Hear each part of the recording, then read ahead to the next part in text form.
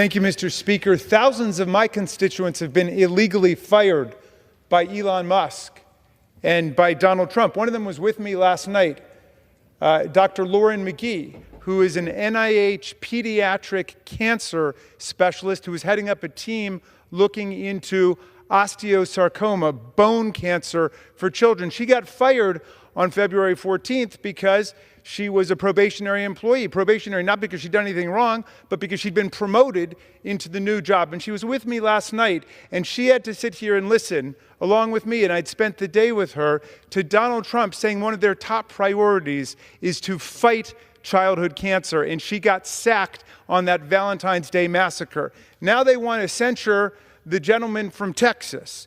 Why? Because he challenged the president about his claim that he's got a mandate to cut Medicaid. And that's what the gentleman was trying to raise. Well, we've got Republicans in the chamber who have never voted to impeach Donald Trump for inciting a violent insurrection against this Congress, this Constitution, and his own vice president, who's never voted to even censure the president for doing that, and yet they want to censure the gentleman from Texas.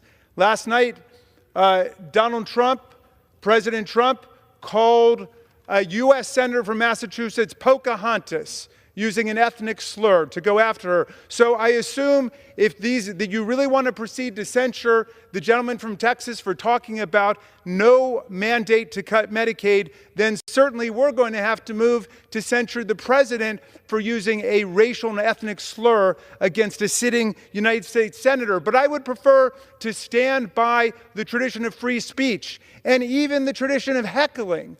You know, there's a fine American art of heckling. If you read the Lincoln Douglas debates, I recommend the Harold Holzer version of it because the newspapers carried all of the hecklers' comments too. And people would get up and heckle, and Lincoln would interact with them, and Douglas would interact with them. The gentleman's recognized for additional 30. Let's stop clutching our pearls. There's been lots of heckling over on that side of the aisle. I saw the gentlelady from Georgia heckle the last president and have a whole heckling section there. We didn't try to censure them or kick them out of Congress or anything. We actually not only say we believe in free speech, we believe in free speech. And we will stand up for people's right to speak. Now, I don't believe in the kind of heckling where you drown somebody out and you make it impossible for them to speak. But the gentleman was trying to start a conversation as opposed to just being spoken to all night. Thank you.